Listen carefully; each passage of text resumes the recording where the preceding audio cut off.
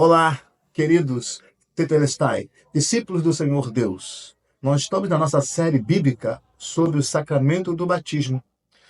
O que já vimos até agora, e hoje também vamos introduzir a polêmica, a controvérsia sobre o batismo infantil e o batismo de adultos.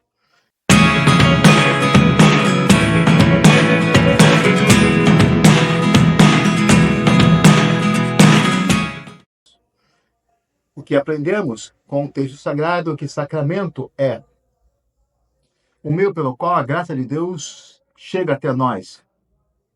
E também é o aumento da graça em nós. Se você não está em graça, você receberá graça. E se você está em graça, haverá um aumento da graça santificante em você.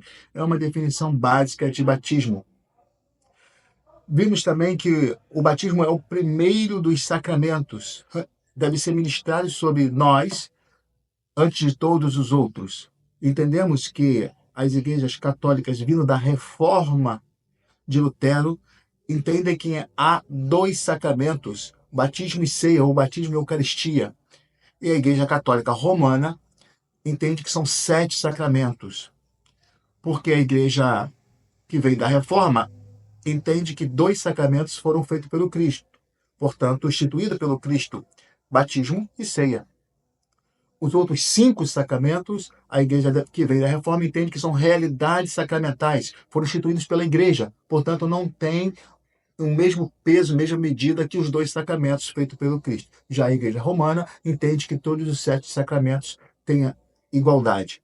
Vimos que o batismo é o sacramento para a vida nova, é a porta da vida no Espírito. Vimos que ele é essencial, que o seu conceito é mergulhar nas águas e nascer vida nova, sepultar o velho Adão e nascer o novo Adão, seja por aspersão ou por imersão. Aqui no canal temos vários vídeos sobre essa série bíblica Batismo, no qual você pode acompanhar qual batismo que é válido, se é a imersão ou se é a aspersão. No batismo, então, a se ministrar a fórmula trinitária, que está lá em Mateus, que é em nome do Pai, do Filho e do Espírito Santo. Vimos também que o elemento material é necessário, a água. Existe toda uma vida de batizado quando você recebe o batismo. Número 1, você deve confessar os seus pecados, portanto, te é apagado os pecados que você tem, seja o pessoal, como também o pecado original, que todos nós nascemos em pecado, com exceção do Cristo. Nessa vida nova, o homem se torna filho de Deus, regenerado. Vimos que nós, quando batizados, nos tornamos templo do Espírito Santo. Nós somos incorporados à igreja que ministrou o batismo. Temos compromisso com a igreja que ministrou o batismo. Pertencemos à igreja mística, a igreja do Cristo, o corpo místico do Cristo, mas temos compromisso com a igreja que nos ministrou o batismo e devemos estar inseridos nela e ter vida apostólica nela, ter uma vivência pastoral de evangelização, porque essa igreja nos acolheu, portanto, nós também devemos acolher esta igreja. É lá que nós prestamos o culto em espírito e verdade ao Senhor Deus. Então, o batismo constitui um elemento de unidade entre você e a comunidade e Deus, é a aliança. Introduzimos aqui a questão do batismo infantil e do batismo de adulto. Aqueles que defendem o batismo infantil vão citar constantemente Atos dos Apóstolos, capítulo 2, verso 38 seguinte, no qual fala de uma promessa do Espírito Santo a vós e aos vossos filhos. E aqueles que defendem o batismo de adulto vão dizer que os vossos filhos não são as crianças, mas a geração que vem depois até chegar até nós. Mas aqueles que defendem o batismo de infantil, eles vão utilizar Mateus, capítulo 19, vou ler no texto sagrado, Mateus 19, verso 14. Então, a palavra vai nos ensinar assim: mas Jesus lhes ordenou: deixai vir a mim as crianças, não as impeçais, pois o reino dos céus pertence aos que se tornam semelhantes a ela. Ora, deixai vir as minhas crianças. Não existe, então, um empecilho, segundo aqueles que defendem o batismo infantil. E aqueles que defendem o batismo de adulto? Eles utilizam a passagem de Marcos 16, verso 16. A palavra do Senhor nos ensina dessa forma: aquele que crê e for batizado será salvo, todavia quem não crer será condenado.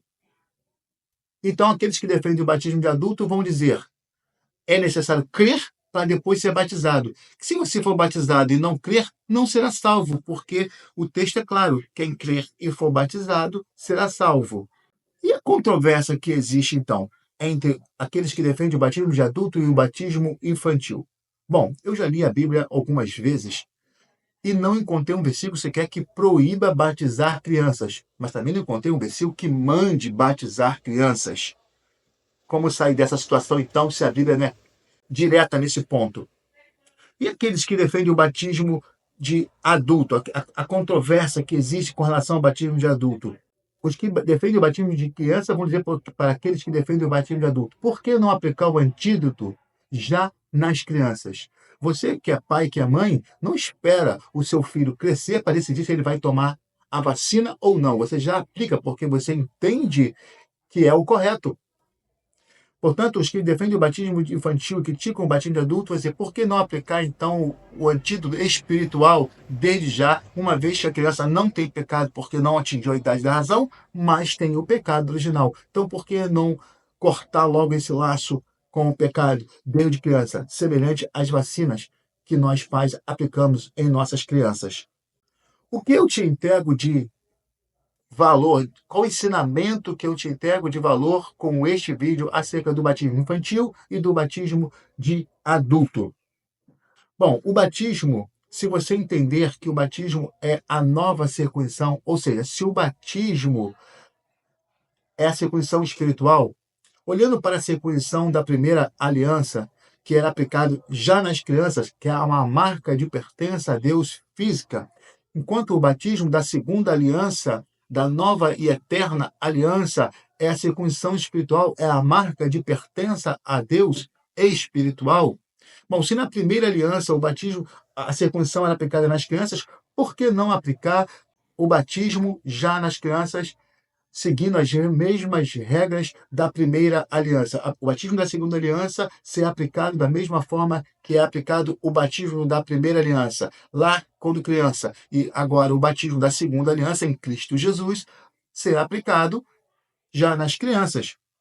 Mas aqueles que, nessa controvérsia, aqueles que defendem o batismo de adulto vão dizer que a fé é uma resposta individual ao sim, a essa aliança com Deus que é o batismo. Portanto, uma criança não tem condições de professar a fé, de dar resposta de fé. Então, quem vai dar resposta de fé para a criança? Os pais? Os padrinhos? Então, o outro crer por mim e eu serei salvo porque o outro crer por mim? Então, dessa forma, todo mundo será salvo, porque os crentes creem por todos. Como sair dessa situação biblicamente? Vou trazer um último versículo para que você possa refletir. Desde já, siga aqui o canal e coloque nos comentários a sua posição bíblica, se você entende que o batismo correto é o de adulto ou se você entende que o batismo correto é o infantil. Qual o batismo que a sua denominação religiosa entende que é o correto, biblicamente falando? Vou terminar trazendo o texto sagrado de Lucas, capítulo 2, verso 52. Lembra aos irmãos que os primeiros cristãos batizavam como criança. Os primeiros cristãos, já no século II, eles batizavam as crianças. Não é bíblico, mas é a história da igreja. O que diz Lucas, capítulo 2, verso 52? E Jesus se desenvolvia em sabedoria, estatura e graça, na presença de Deus e de todas as pessoas. Jesus crescia em graça diante dos homens, em justiça, em santidade, em beleza diante de Deus e diante dos homens.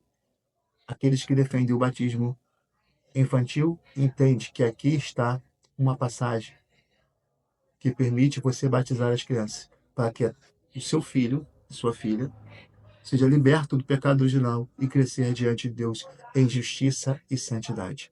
Ou seja, não esperam as pessoas crescerem para ter a idade da razão para dizer que elas são filhas de Deus. Já quando criança, elas têm um estado de pertença a Deus e são filhos de Deus. Qual batismo você entende que é o correto? O infantil ou o de adulto? Tetelestai.